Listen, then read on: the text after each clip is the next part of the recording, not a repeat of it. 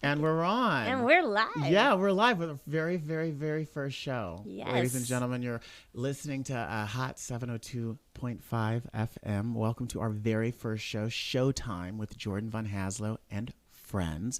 I'm your host, Jordan Von Haslow, and I'm going to introduce you to some friends very, very shortly. When we first approached about doing this show, what we decided we wanted to do was tackle entertainment issues. I shouldn't say tackle entertainment issues. We want to gossip and have fun. But talk about entertainment, talk about pop culture issues, but not from the point of view of the audience, but from the point of view of the insider. And I've worked in show business all my life, and I thought, how fun would it be to bring my friends on board, entertainers, producers, makeup artists, whatever they may be, stage hands, gaffers, key grips, I don't know, and talk about some of these wonderful issues. And we thought how awesome it is because just a few days ago, the Grammys recorded a salute to Prince. Oh my goodness, I know a few people who've worked with Prince in various points of his career, so why don't we launch the show and do that? So today I have with me, and those of you who are actually watching live, sitting to my left is the fabulous Elisa Fiorillo. It's such a hard name. Elisa Fiorillo. Elisa. And we also have on the line Ann Carwell. Ann, are you there? Hello. Hello, my dear. I'm so glad you could join Jordan. us. Hi, Elisa. Hi. I'm so sad you couldn't join us in person, but I'm so happy to have you calling in. And a little later, Jellybean Johnson's going to dial in as well. And I think he went to the taping. So I want to hear all the gossip. You didn't go, did you? I was invited. Sheila wanted me to sing, but it happened to fall on my daughter's 14th birthday and her big audition at Las Vegas Academy High School. Oh. So I couldn't leave awesome. my daughter How and exciting. leave for That's rehearsal. right. So I Yay. chose family over work. Oh, that's nice. I went to an arts high school. Oh, it you was did? so cool. It's so It cool. was I've so cool. always wanted to go to one. What is she audition? Is she a music major? Going to be a She's training going music for major? dance, Okay. but she's an amazing singer. She actually got the lead role in The Wizard of Oz at her school. Yay! Coming up, so you got to That go. is That's so absolutely. My little Judy. Yay! That's thrilling. Well, that's cool. And what are you up to, Ann? Why didn't you go on Tuesday? Well, I had to work myself. I had my own band and gig, so we were busy doing that, and I'm getting ready to leave to go to Wendover to do like 5 days there. So just preparing in a large band, when you're kind of new, you kind of want to focus on that. Yeah. And but I see Sheila and Beck and them and a lot of them when I go to Minnesota and they're performing or I'm performing. So, but I sure hate that I did miss it. I did want to go to that. Me too. That would have been beautiful. Yeah. Well, Jellybean is going to tell us a little bit about it. But going back, because you're talking about Minnesota, and I think it's so fascinating. I want to hear how your career started, because your career, I know you were singing in like bands and such, but your career kind of took off to the next level when you met Prince, right? Correct. Yes. I actually I was about 16 years old, and I used to sing at this club called the Elks. They would have these gong shows. You know how they have the open mics now? Well, they had gong shows where they would literally gong you. So I would go there, and I'd win like every... I'd always win, so they put me in the band. So I was a regular singer in the band. And I had met Andre Simone. Andre said, I want you to meet somebody. I think he's going to just love you. And so he brought Prince down, which I was just like very nervous and didn't know because he was very quiet. Mm-hmm. So that quiet side of yeah, him. he's very quiet. Wondering what he's thinking. Yeah, I didn't know if he liked my singing. I was kind of like intimidated. You know what I mean? When you meet, superstar status already. So we got together, started recording some songs, and he wanted to name me Susie Stone. I know the story so well. He wanted to name me Susie Stone. And so we did these demos. Was this, I hate to interrupt you, was this before or after you fell down the stairs? this is oh. Did you fall down the stairs? stairs? Okay, now you want to talk about falling down the stairs. Okay, so did you real fall quickly, on a stone? Because is that where he got it? No. Okay, going back real quickly, I have a pretty large family, and they're all comical and crazy. So when I came home from the Elks after meeting Prince, I told my sister, "Oh, I met this guy Prince. He's about to be big, and oh, he's so fine." And so I said, "You got to make me look good. He's coming to take me to to lunch tomorrow." And so she got me all dressed up, in this sundress, these little sandals. I was looking, when I look back at it now, I was like, how corny that dress looks. But, so my mother, who didn't care if you were a star or not, we came in, he was very quiet, and she was looking at him like, do you want some food, or do you need, sit over there? Why don't you sit down? He wouldn't sit down. He just stood by the door. So my sister said, well, come on, he's here, So my mother has a long flight of stairs. So this particular staircase, I was doomed from the beginning meeting him. Got to the top of the stairs. Somehow I slipped and rolled down about 32 stairs. Oh. It was to the bottom of the stairway. He just literally looked and didn't even crack a smile. I said, I know that look. Yeah, you know that look, don't you, Lisa? Yes, I do. Because I fell on stage a couple times. Yes, he literally looked at me and did not crack a smile. And so I was so embarrassed. My brother David was laughing at me. Everybody in the house was laughing. So, I just took it like a champ and hoped that, I didn't lose my position with Prince. So and you didn't, because he said, "Oh my God, that clumsy girl, I want her to be Susie Stone." Absolutely. So we ended up going to lunch, and she was asking me, questions about, do you want to be a superstar, blah, blah, blah, blah. He said some really great wisdom, whatever you do, go the other way. You might not be a star, but you'll be recognized quicker. So we did these songs at a studio called Sound 80 back in the 80s. This is a long time ago. Great studio. He took them to Warner Brothers, and his point person who signed him, Russ Tyrett, Mo Austin, and them, they were like, she sounds just like you. So came back. He said, I'm going to put you in my band. But it wasn't even the Revolution yet. It was just me, Andre, Matt, Bobby Z, and Gail Chapman, the original band. So he had his home friend, who he used to be in Grand Central with, Hollywood they called him, William Dowdy, to teach me conga. Because I already was a drummer, because my father's a drummer, my father played around, my brother's a drummer, so I already had the instinct of, of percussions and congas and stuff like that. But it kind of did a turn for me. I kind of went to the rehearsals, and it was kind of boring, and he was kind of dressing a little bit too provocative for me. For you. And yeah, he was dressed a little bit in rehearsal. I was like, I don't know about that. I don't know about shorts and G-string. I don't know about it. Kind of like J-Lo and Shakira last night at the Super Bowl. So long story short, I just kind of was like, I want to be on my own. I don't want to be in this band. So he tried to find me, but I was like MIA so fast. Wow. Then his manager, who was managing him, Owen Husney, I was playing at a dive called the Cato Lounge, where it was like all gangsters, hookers, prostitutes would be in this club. Let's go. And yeah, let's go. And so I was playing in this club one night, and these three Jewish guys came in the club, and it was like, I was looking at them like, don't you know that you are about to be killed in this place here?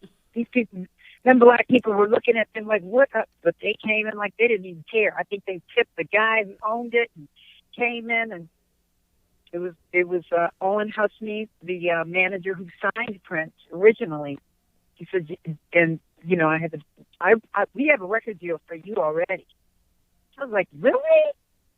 yeah, we have a record deal for you. Bring back But the good old days. what I didn't know is it was basically a trade-off because Prince didn't want to work with Owen and them no more. And so Russ Direct said, well, listen, we'll take Prince, pay you off, and whatever artist you bring me, we'll sign it. And so it was me. And then you were off to Warner Brothers Records, and the rest is I was history. off to Warner Brothers Records, and then by the time the record was done, I was broke, came home. I didn't have nowhere to live. I was still living back at home. Tale as old as time. They took the advance. You know, I had a semi-hit around town called Company. It was a Ricky V. Jones cover. And I just kind of started back in the band around town. And then I finally got really fed up, you know, with the whole idea of I'm just not going to be a superstar. You know, I'm young. I'm 18, 19, something like that. So I just finally picked my bags up. I think I had one bag and moved to LA and never looked back and started, you know, a career and just met just at all the stars, you know. Yeah, but that's what I think is so amazing, how you then went on to, because I don't know if you know much about Sue Ann's background, but she was the vocal arranger and has sung background on, like I said, as I was like, when I first met her, I said, oh my God, you're like the soundtrack to like my entire high school year. Like there's like no song that she wasn't a part of from like 1995 until like the early 2000s, right? You were working with Diane Warren, right? You were like on her staff as the go-to. Wow. Yeah. How'd you meet her? Well, I worked with everybody, huh? How'd you meet Diane?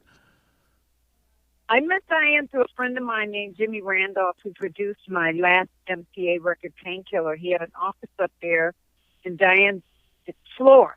And I went up there to just, you know, I just went up there to see him, say hi. And so I went up there talking to him, and I was getting ready to leave, and I see this crazy-looking woman running across the hallway, like in sweat stuff and hyper. Like sweat? And you mean so like a like sweatpants, sweatshirt? Yeah, tan sweatshirt. Just, you know, I was like, who is that crazy lady? He said, oh, she's the woman that's going to save your career right now. I'm getting ready to introduce you to her. So he said, Diane, come here. She came over. He said, I want you to meet a great singer. He said, you can sing? And I looked at Jimmy, you know, as to say, you know, well, Jimmy, yeah, she sings. And then the next word she said was, before I could even say my name, she said, can you be at the Banana Boat tomorrow at 3 o'clock to sing a demo for me? Banana Boat was her office. I bet I heard demos of yours. I'm sure you did. Record companies would be playing me all kinds of Diane Warren songs, pitching her. And there was always a great singer, so it was probably you. Most definitely. So you go to Banana Boat the next day, and tell us about that. Well, I went to Banana Boat where, you remember I was telling you about G. Roche, who produced like a lot of the Selena album, and he's done he has quite a bit of, you know, catalog of songs he's produced. And so I went there, and the first thing that was in front of me was this, like, almost kind of like a spiritual song. And I was like, okay, this lady must be gospel. She's getting ready to load me up with, because I didn't know her. I didn't know she worked at Cher. I didn't know she did all of this stuff. You know, I just thought she was just a woman trying to write. So, you know, I didn't even take her serious. Wow. She wrote for Aerosmith. I didn't even take the woman serious. And so I go in the studio, I meet her, I meet him. She never heard my voice. She don't even know if I can sing. Next thing you know, I'm behind the console of the vocal booth, and there's a lyric sheet. And she's trying to sing it to me in like 5 different keys. I'm like, this woman's tone deaf. I can't even understand what she's saying. Long story short, it was Celine Dion, Because She Loved Me. Oh, wow. It was the demo. And so I started, you know, honing in on this demo, and I said, hey, I got arrangements for this. I could do the arrangements, you know, and she had this other go-to cat named Chris Kello, this amazing producer. Chris pretty much did a lot of it, but he never got the credit he should have. But long story short, I arranged the whole record. When I came out, she said, do you think it's a hit? And I said, I know, it's going to be your number one song. Wow. And it became her number one. She called me to do the masters. And see, and the thing about doing demos for these artists is like Celine and Brandy and all them, they don't change one thing you do. Mm. They might do one little, lick different. Huh? Or like a lick different. Yeah, they'll do one lick ad-lib, but every demo has me spirit all over it because they never change nothing. So that Celine Dion song, Because You Love Me, she copied every single note I did. Wow. From top to bottom. She didn't waver. She didn't. And so after that, I couldn't get rid of Diane. Diane was hounding me every day. I just remembered the song that I sang of Diane's, and we never put it out, but I bet you did the demo. Probably, right? It was called I'll Be Wishing on the Same Star, looking at the same moon. When you look at me, baby, I'll be looking at you. Did you ever sing that? You better sing, But I bet it was you who did the demo. I'm like sitting here going, I wonder if she did the demo.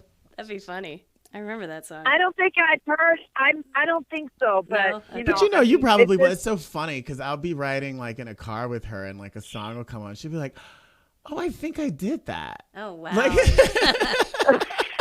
that's crazy. Oh my God. I told him one night I thought I had 25 Grammys, and I was so serious. And he immediately went and checked. He's like, no. She does not have 25 Grammys, but she has multiple platinum albums and multiple gold albums. And I was saying, I really think it's time for you to do a one-woman show. And I think it's so fascinating because you have that song. You have what? Name some of your hits. Name some of the hits. Have you ever, Brandy? Wow. The Strength in Me, Whitney Houston, Learn from the Best, Whitney Houston, man, the Coyote Ugly movie.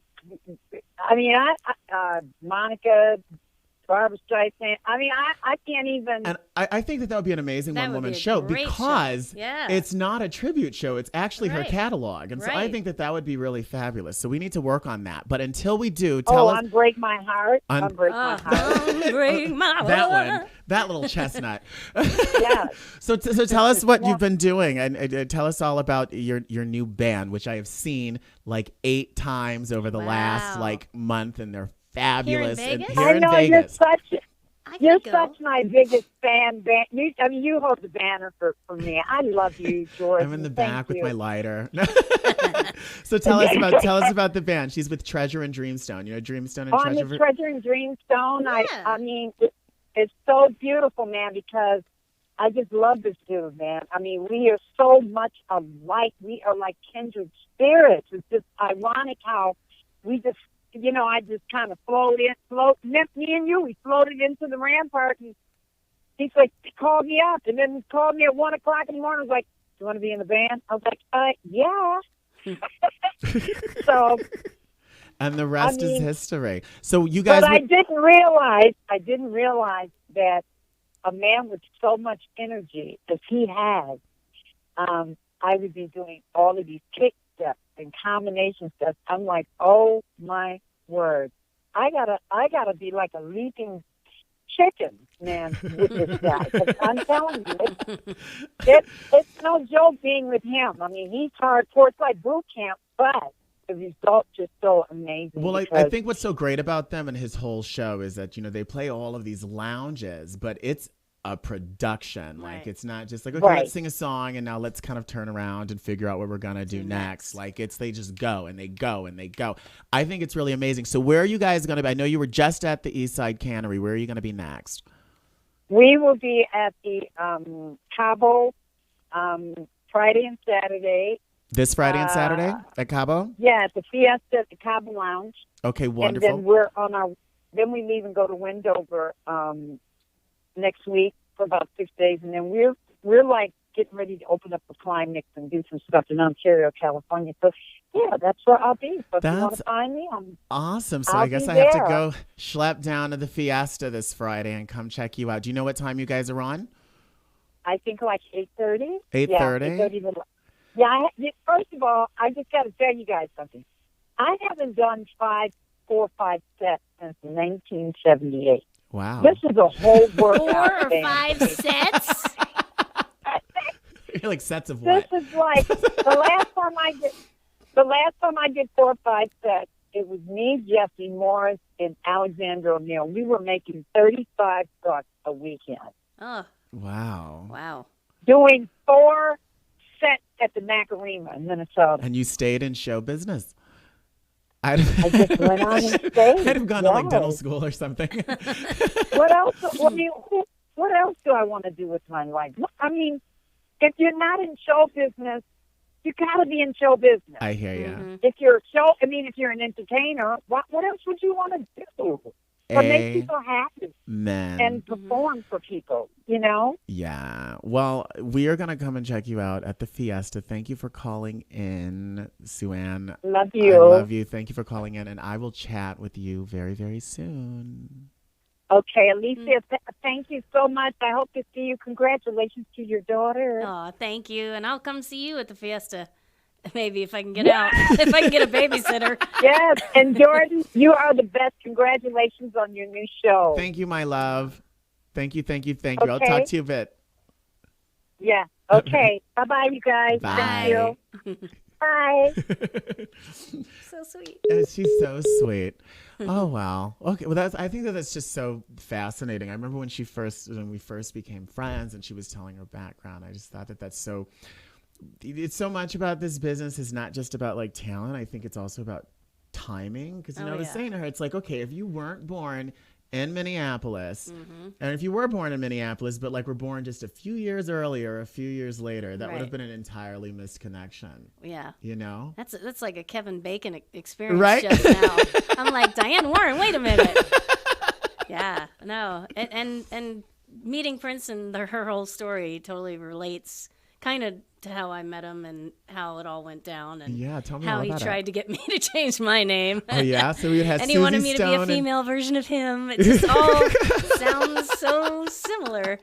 But yeah, I was on Star Search. Before Star Search, I had done a Broadway show. Okay. And the producer of that show was an entertainment lawyer. So when I got on Star Search, which I had auditioned for like 50,000 kids, and they picked 4, and I was one of the 4. Okay. And so I had moved to California with my mother. We drove across country. We set up in my uncle's motorhome outside his house. That's where we were living. Uh-huh. And we get the call that they were going to fly us out, put us in a hotel, give us a car, the whole 9 yards. But because we lived within 100 miles of L.A., oh no, we weren't given anything. Ah! Yeah, so I had to just drive myself to Star Search, rehearsals. But I was on it, and then I won. And then I had this record producer. That's wait, I want to back up though. What? So who lost? Anybody famous? Did you beat anybody good? No, not really. Actually, I beat one of my friends that I actually auditioned with a lot in New York. We were managed by the same manager, so it was kind of bittersweet because I felt bad, and she's a great singer. So, but yeah, I won the Junior Star Search. I got approached. It was like, sign here, and my mom and I were both scared, so we called this entertainment lawyer that had produced the Broadway show. She looked at it. She said, "Don't do it. It doesn't look good. Let's take your tape around and see what we can do." So she shopped my Star Search tape, and I got a deal with Chrysalis. Okay. So Jellybean Benitez was doing his record, and he needed singers. And so they put me together with him because he was also on Chrysalis.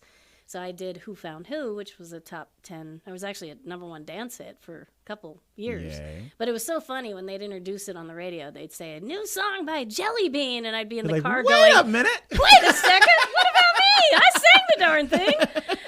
And so, he got all the recognition. It was not nice, but I did get to see the world, and I got to tour and do, the fake track dates, which was so weird to me. Like, it wasn't really the music business as I thought it would be. Yeah. So I toured with him. How so? Like what did you? Because it what was did you tracks, think? and Jellybean didn't play a single instrument, yet he was on stage pretending to play piano and saxophone. And I'm like, boy, you're talented.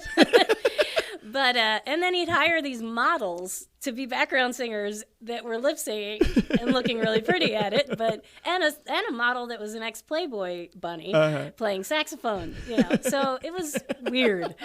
It was like, this is the music business, you know.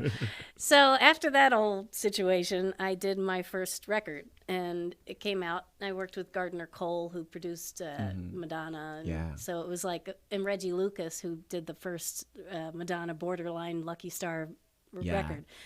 So I worked with some great people. And then the second record came out. I worked in Minnesota. I worked with David Z, who's Bobby Z's brother. Right. And David produced The Jets, Fine Young Cannibals, Jody Watley. So I was in good hands, and I started writing songs, and one day Prince kind of came in the studio, and he had been on tour, so I had never seen him there. Okay. And I wasn't a big Prince fan, so when he came in, it was like, oh, that's Prince. Like, oh, okay. And he's like, is that you singing? I said, yes. He said, sing for me, I Don't Believe It's You. And I said, okay. So I went in and I started singing, and he said, meet me in Studio B. And I said, okay. So I'm like, where's Studio B? Went to Studio B, and I sang on Party Man on the Batman soundtrack. Yeah.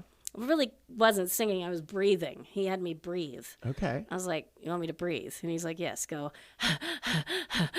I'm like, wow, music business. So then we're not on Broadway anymore, are we? No. So he then had me, he just kept coming around, and he one day put down a cassette tape. Back in the days we had cassettes. And it said Darling Nikki on it. And I said, those are your songs. And he said, so you do know who I am? And I went, yeah, am I supposed to treat you differently or something?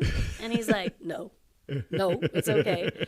And he loved that I just treated him very much. I'd hit him in the arm, and he'd say, will you stop hitting me? And I'm like, I'm Italian, I talk with my hands.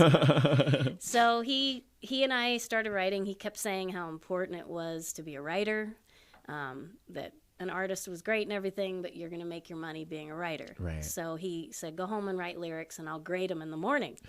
So I brought him back, and he put a big red F on it. And I'm like, what? And he's like, no, they're good. That's so funny. Talk about graduate school, right? Yeah, it was like kind of scary. I was in my little Hotel Sofitel writing lyrics.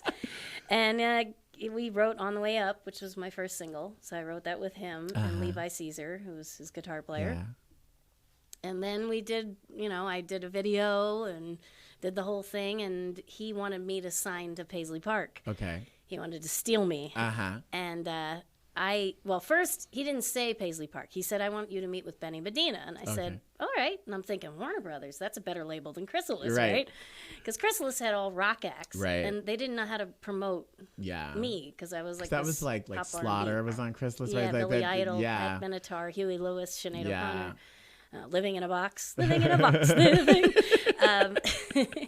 And so I ended up going and doing this record, and what was I saying? You were saying he wanted to steal you, and he's like, I want you to meet with Benny Medina. So I had the meeting, and he's like, Prince would like to sign you to Paisley, and I said, oh. And he's and it was because, now just hear me out. He had no success on that label, and I was scared. I wanted a bigger label. Totally. I didn't want a smaller label, and so I told him no. And then Prince wasn't too happy about it. So then he said, well, why don't you join my band? And I said, no, I want to be a singer. Like, I want to have my own solo thing. I did all this. I don't need you. Like, I want to do my own thing. So is this where he gave you a new name? That bitch, who did she? Yeah. No, he just kept saying you could go just by Elisa, but you have to maybe have a band and, be more like a female version of me. And I was like, I don't even know your music. I really didn't know any Prince music. Now I know Prince music. Right, because later on in life, I got back in touch with him. And when he asked me to join his band this time, I said, yes. Please.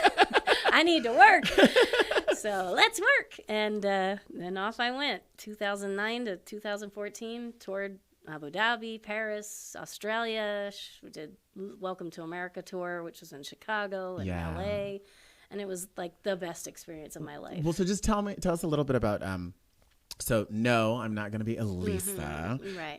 So you say no, and so what do you go on to do between that time and So and the when you record went came back? out. It didn't do great. I left Chrysalis, and I signed with A&M, and I did a whole album with Rick Chudikoff and Peter Bonetta. Yeah. They had worked with Smokey Robinson, which is funny because Serena was just in here. Just in here. She was works touring with Smokey. Smokey Robinson, right? Yeah. It's such a small world.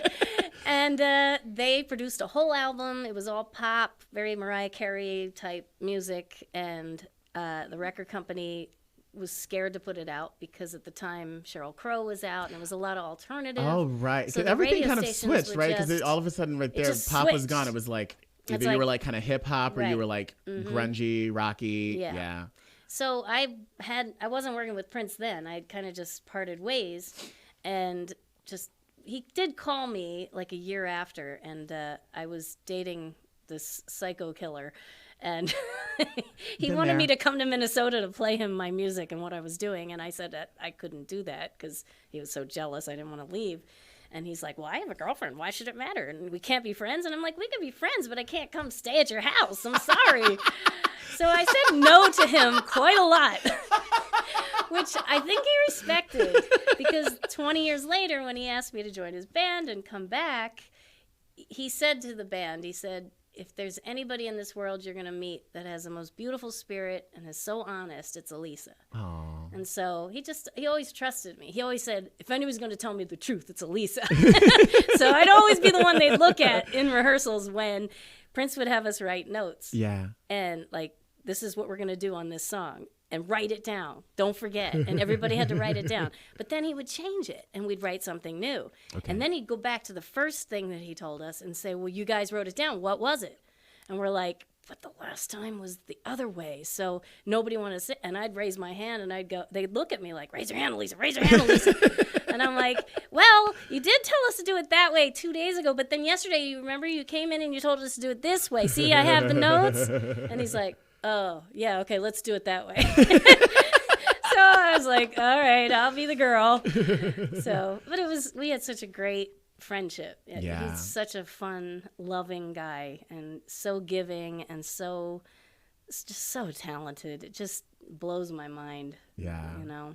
I think it's so amazing. You know, I was talking to, who was I talking to? I was talking to another friend, and we were just talking about kind of the way the world is now, how once upon a time when you were a star, you were a star. And like, what does it mean to be a star now? And it's just so interesting because I think that Prince is like probably one of the last of those people who are truly universal stars, whether or not you listen to their music. Like if you're 2, you know who they are. If you're like 98, you know who they are. You can hum along to, you know, like, and it's just. Does it seem like there's so many artists out now that you can't just latch onto one and love one? Well, but also because I think there's just too many. Outlets. Like you're listening to things, I'm listening to things. Like Right. once upon a time, there were 3 networks. Right. There were So much 5. You know, there were information. like maybe in your town there were like 2 top 40 Stations, stations. There was 1 MTV. Right. And so we were all listening to Being the same thing. But channeled now the same you're on way. your Spotify, and I'm listening to things on YouTube, and So much to choose and from. so it kind of, I think it's really weird because it kind of,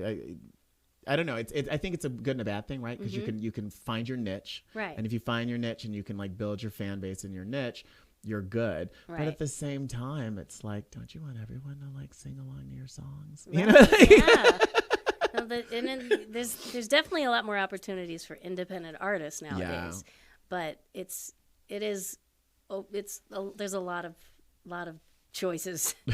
So at the days of the whole star thing, I don't know. I don't know if that's ever going to happen again. No, I think it's over. I think it's over. over. We've seen it and it's done, and that era is closed. Yeah. And it's sad. Like, okay, I love the Super Bowl halftime show because of the technical stuff and the lights and the sound, you know, everything was beautiful. But I get so angry when it's not live.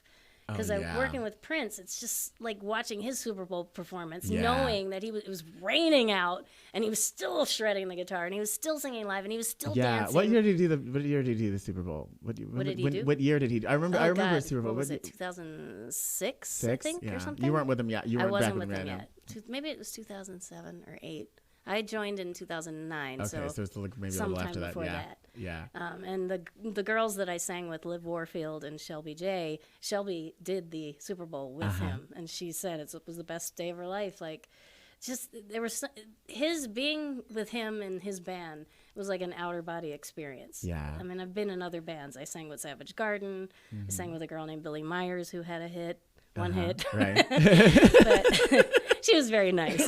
But yeah, it was kind of interesting, the whole thing of being the lead singer. Yeah. And then taking the background part. Uh-huh. And I loved being the background. Did you? How Because I come? didn't have to go to interviews and wake up and I could actually explore the city and not have to just be on a regimented schedule. Right. It's so demanding, and your life gets so taken over by so many different people. And I kind of like stepping back and Just kind of being able to just come to being work, able do to your be job, real. and then like have checking a it out. life. So speaking of that, like your life outside of it, how, like, say, because I always am so curious, like when I speak to the people I know and friends who've worked with, big Artists. names, right? Like the Smokies, and like you don't really get much bigger than Prince. As far as doing your own thing and wanting to do things outside, is that a helpful thing, or does it kind of hurt you to a certain extent because you're like, oh, you maybe do get I'll tell you what pigeonholed? happened to me and my personal experience. My whole life, I wanted to be a big star. I wanted to be Barbra Streisand. Okay. And the record company basically looked at me when I was 16 and said, you have time to be Barbara. Just be Madonna right now. You'll fit into this realm perfectly. And it really wasn't my thing. But yet I did it because I knew that's what the record company wanted. Yeah. And when I met Prince and I saw how he lived and how he had to go to a movie after the movie started and he had to leave before the movie ended. And I'd go to have dinner with him at a restaurant and people would just stare at us. And I started to not like the idea of stardom. Right. And what it did. And I saw his loneliness and I saw how he was reaching out to be my friend because he knew that I was just a normal person. Like, he'd call me up on the phone in the middle of the night, what'd you do today? And I'm like, You're took the dog to the groomer. Well, what's so great about that? And went to the store. He goes, I said, it's boring stuff. No, tell me. And he'd want me to live my life and tell him about it. And I felt sad for him, and I felt sad for myself. Like, I'd gone on the road, and I'd been in hotel rooms and done shows where everybody loves you while you're on stage. Yeah. And then as soon as you leave the stage and you're stuck in your room and you can't associate with those people because you have to be the star. Right. I didn't like being separated. I felt very lonely. And it was, personally for me, I felt like, I don't know if I want this as bad as somebody like him. Yeah. It really takes a special person to be a superstar. Yeah. Because it's a very always about The self. I couldn't do. I was too much of a people person and too open. I'm an open book. Totally. I heard a somebody doorbell. Oh, special guest. 612 area code. That's Minnesota. Oh my goodness, Jellybean. Yeah, how you doing? I'm wonderful, Jellybean. This is Jordan, and I have Elisa Fiorillo here as well in the studio. Hi. Hey. Hey. Thanks so much for joining us. Sue-Ann, actually, she called in. She couldn't make it into she double booked, the woman, and she couldn't make it into the studio. So we just finished talking about her, but I'm so glad you could join us. Thank you so much for doing this. I really appreciate it. Okay. So we were talking. So you were at the tribute on Tuesday because none of us went. Oh, okay. I was invited, but I couldn't go. I had a gig. I was in New York playing Birdland. Okay. That's well, my there story. You go. Oh, and wow. I'm sticking to it. it. So tell us all about it. How was it? Who wore it best? It was a great time. It's good to see old friends, together, especially, and what the purpose for, just, because Prince made us all famous. Yeah. So, it was really about that, and we had some major stars join in. We had Dave Grohl, Foo Fighters. We had John Legend, and I'm sure I'm leaving somebody else out, but it was really good. It was really a great time and stuff. Awesome. And we had all. I'm sorry. Go ahead. We had all the original members at the time, with the exception of Jesse Johnson. He kind of flaked out at the last minute, but our touring guitarist Troy Ruffin held it down pretty good for us. So That's it worked wonderful. out. And then the Revolution, and Sheila was a great musical director. Her band is great. So it was a great time all the way around. It's going to air April 21st on CBS. Awesome. Well, I can't wait to see it. Well, listen, we were all telling our Prince origin stories. Mine started at a record store and ended with a record player. Mm-hmm. Yours started...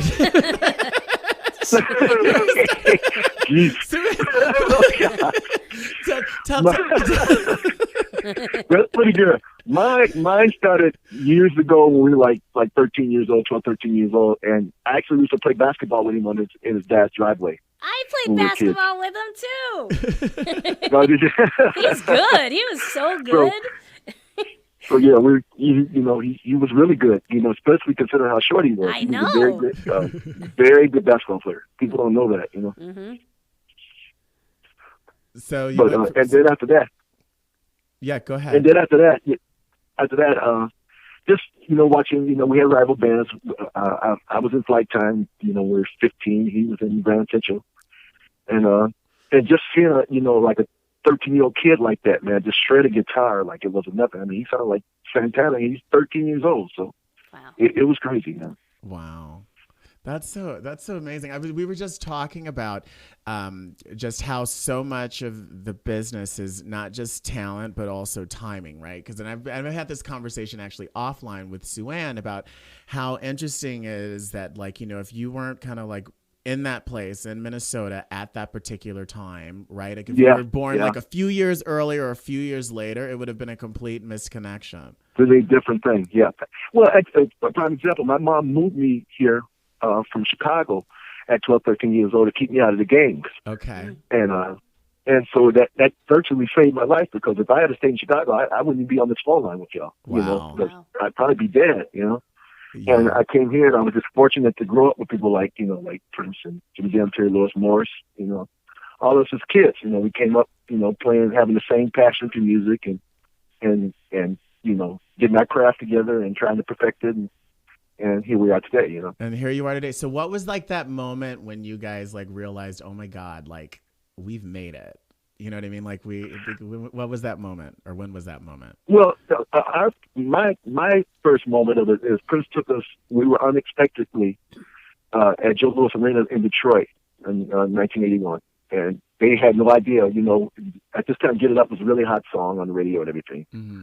and the fans had no idea that the time was coming. And Prince had a way of doing that. He fooled people and stuff. So anyway. I'll never forget, in Joe Louis Arena, we came on, and you got to realize I'm a snotty-nosed kid from Minneapolis. I was just used to playing like little clubs and stuff like that. Uh-huh. So just the roar of the crowd of 26,000 people, when we struck up the first note, and they realized it was the time, and they lost it. People lost it, and so I guess that's my first defining moment of that. Hey, maybe we got something going here, Yeah. But yeah. That was my first moment of it. That's actually really cool. And another question I've been dying to ask you, because I usually ask this of people, like when they have songs that are so big and they've been around for so long, right? Do you get sick of playing the same crap every single? I mean, like I would think of, because I even think, I'm just a cabaret singer, and there's like certain songs. It's like, oh my God, if I ever hear that song like again, I'm good. And it's like, and I want to shoot myself. But like in your case, like when it's a hit, you really don't have that option. Like we don't. Yeah, we really don't have that option. But you know what? Fortunately, we have enough cool ass songs that they tend not. They tend not to get on my nerve too bad. I know what you mean, but. With our stuff, I've been playing it, damn near 40 years, so it's cool. Yeah, totally. So but I know what you mean. Sometimes you just, you stuck with it, and you just like, oh, if I play this song one more time, I'll kill myself. Yeah, absolutely. I mean, because I've even like been in, in theater productions, and like there's long runs, and you're just like, oh my goodness, here comes that part of the show. Right. I've now done this, like, 85 times in a row. Oh God! But see, and the other dynamic to it too, though, you got to realize this is my livelihood. So they're our worst jobs. Yeah, this is true. This is very true. Prince would do. He'd have his normal obvious ones, but then he would pull out stuff all the time. Some of his not so obvious hits. Yeah. And he'd get pleasure out of that. So the other stuff he just kind of, dealt with it. Just did kind it. of did that on autopilot. We played Dolphin. I mean, that's like so. And it would be funny because the background singers and I'd be like making noises. Yeah. Like, who writes a song about a dolphin? And it actually is cool. Wow. But it's cool. That's amazing. Yeah. Well, cool. Well, I can't wait to see the Grammy tribute, and I'm mad that I didn't go now. I'm sad that I couldn't. But thank you for dialing in. I really, really appreciate it. What do you have? What do you guys have coming up in the immediate future? The immediate future, the time is going to be we're going to be Beverly Hills, playing a show in Beverly Hills on the 14th, Valentine's Day, and then the next night we have Mohegan Sun in Connecticut. Oh, okay. Mohegan Sun Casino and stuff. Are you guys going to be and at the then we have another Saban? day. I don't know where that is in Beverly Hills, but one of them theaters in Beverly Hills. It's a whole funk I thing. like the Saban a lot. I'm sorry. Continue. Yeah, that's what we probably do.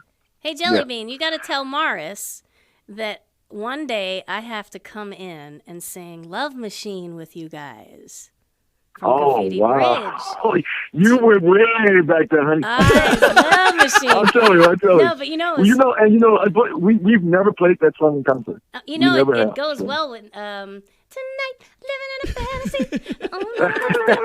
When he would do the piano thing, I'd be under the stage go, the love machine. Or no, Hot Thing. It was with Hot Thing. Hot Thing, love machine. That's good. You know, my grandmom almost disowned me from that song. I did not know what Morris was saying back to me.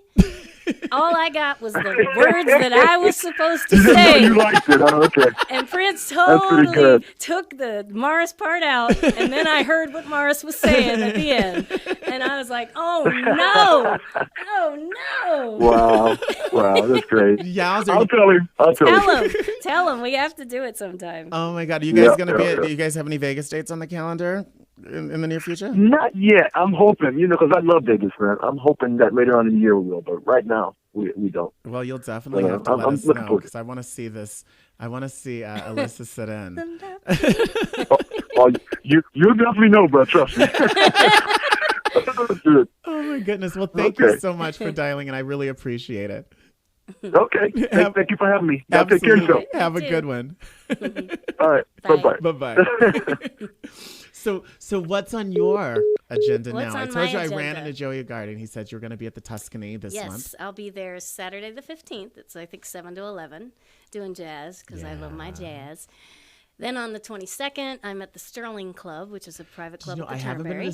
to the Sterling Club yet. It's a No, I club. haven't. I haven't. I haven't yet. And so I understand that they closed for a minute and reopened. Yes, and they reopened a long time actually. Okay. I used to work there almost every Saturday night, right when I got the Prince gig with Kelly Clinton. Who's big time. Yeah, I know my Kelly. best friend in town.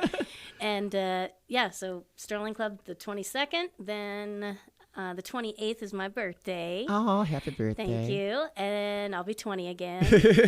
And then March 25th, I'll be at the Italian American Club in the Sinatra Room doing a trio type thing. But I'm going to do a little bit of R&B, a little pop, a little jazz. Oh, that'll be fun. And it's going to be great. Speaking of Kelly, so I moved here just as you guys were closing the First Ladies of Las Vegas Entertainment. So I've seen clips of it. I missed it. Such a good show. Do you guys think you'll revive it? I would love to. We just need to find a venue that'll support it. And that's hard to do in this town. It's sad that, shows don't.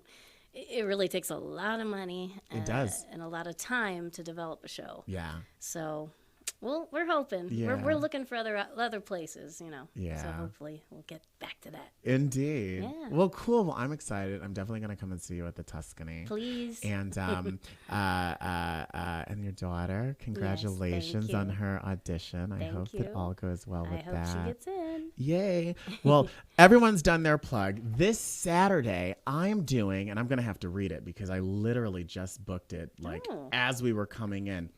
I'm going to be at the Eclipse Theater. I'm doing a fundraiser. So I'm very charitable. I'm actually the board president of a LA-based nonprofit called the Entertainment Aid Alliance. Wow. And so we've been around for 30 years. It was started actually as an HIV and AIDS charity by a group of folks out of the studio system. And it's now grown, and we give money for programs for a lot of things, whether it's healthcare, whether it's arts education, etc. So I get this call yesterday asking if I would do this fundraiser at the Eclipse Theater, which I guess is downtown. I'm still learning my way around town. I'm still learning my way around town. I think it's somewhere. Children have that effect on people, I think. And it's supporting an organization called the Horizon Ridge Wellness Clinic. Oh. So it's their 5th annual Las Vegas National Black HIV and AIDS Awareness Day 2020. Wow. And so it's going to be held at the Eclipse Theater from 12 to 4. Okay. And they're going to have a reception afterwards. There's a Black Men's Round Table, which sounds a lot fancier than I imagine it would be. I don't know. They're going to do a symposium. And so I'm going to be performing. Treasure, whose band Sue Ann sings with, is going to be performing. Kiss Kiss, Patrice Moncel, and Cece Spencer. And then at 8 o'clock, Tony Terry is performing. Oh, wow. Right? Have you ever met him? No, I never met him, but I love that song. And when they were telling me that, I was like, put it on my Spotify. And I was like, when I'm with you. Oh, you know what I forgot I'm doing? I'm doing this Saturday. I'm singing backgrounds for Denise Williams and GQ at that Love thing at the Orleans. Oh, that'll be fun. That'll be fun. When is that? From when until when? I think it starts at 7 or 7:30. Okay. So we're doing Let's Hear It for the Boy, and it's gonna take a miracle. I love it. Love her. Well, that'll be so cool. So go down to the Orleans. And come up to the Eclipse. Okay. And yeah, this we're has been just busy folks. Busy folks. It's Singing. actually really cool, right? When you have so much going on that you forget what's going on, right? Like it beats like the absolute alternative, right? Right. Of being completely bored and depressed and just going, when's my next gig? Totally. What do you have a preference of the tickets? Like you've done like the rock stuff. You've been like a pop princess. Yeah, you do like a lot of like Great American songs. And that's always been my problem because I love jazz, and I was in the Bruce Harper Big Band for 4 years. Mm-hmm. I'm no longer with the band, so that part's over. But the jazz has always been my main love. But then I love pop and I love R&B, so it's like, ooh, what should I pick? Yeah. So kind of do it all, and I love Barbra Streisand still. Well, there you go, and she kind of does it all. She does. Indeed. So. Well, thank you so much for joining us on our very first show. I really appreciate it. Congratulations on your show. Indeed, and thank you all for listening. Oh, thank you. All right, well, join us again next week for Showtime with Jordan Von Haslow and friends here on Hot 702.5 FM. Thank you again to my friends, Elisa Fiorillo. Elisa. You saying Elisa.